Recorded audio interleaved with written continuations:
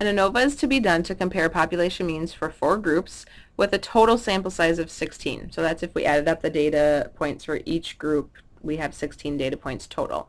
We know the mean square within is 18, the sums of squares between is 63, and what we want to do is provide a completed ANOVA table to determine if the population means would be different at the 5% level. This problem is meant to illustrate the relationships that you see within an ANOVA table and the fact that even if you're not given the raw data, if you're given enough of the values from the ANOVA table, you can complete the entire problem. So I'm going to start first by setting up the ANOVA table and putting in the 2 values that were given of the 18 and the 63. Okay, so the setup has been provided here. One thing that we can get, as long as we know how many groups we had and the total sample size, is the degrees of freedom. The degrees of freedom between is number of groups minus 1. We call that k. So here our k is equal to 4 because we have 4 groups. So if we take k minus 1, we get degrees of freedom of 3. The within degrees of freedom is n minus k, and we're given n equal to 16. So if we take 16 minus 4, we get degrees of freedom of 12.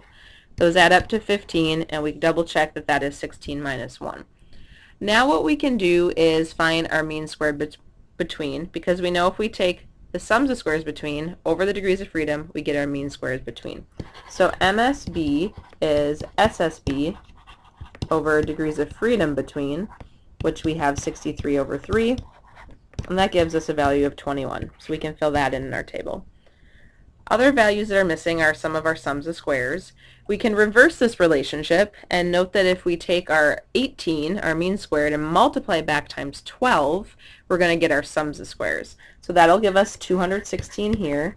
And our sums of squares total is the between plus the within. So if you add 63 and 216, we get 279.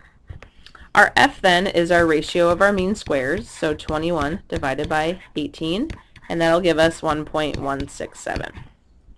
So you can see that if you just have a couple of the values in the table and you know your n and your k, how you can fill in the rest of the table. So let's write out what we'd actually be testing for here before we look up our p-value. We have 4 groups, and so our null hypothesis is that all of the means are equal. And our alternative hypothesis then is that we have at least 2 of them being different.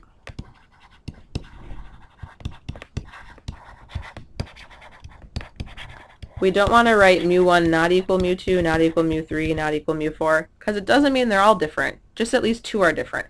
Maybe mu1 and mu2 are different, but 2, 3, and 4 are all the same. So this is how we always write the alternative hypothesis.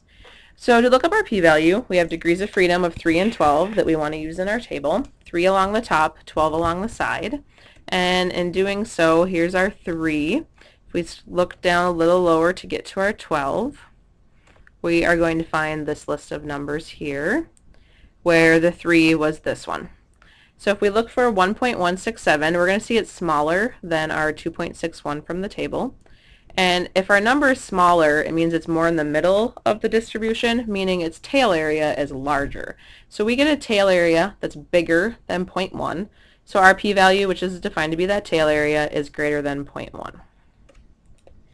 So we get greater than 0.1. Or we could write that down here as a p-value greater than 0.1. So we have a large p-value, and with this large p-value we are going to not be able to reject our null. So this means that we do not have evidence of the alternative. And we don't really have any sort of situation attached to this one. It's just a generic example. So we'll just say we do not have significant evidence that the population means differ for these groups.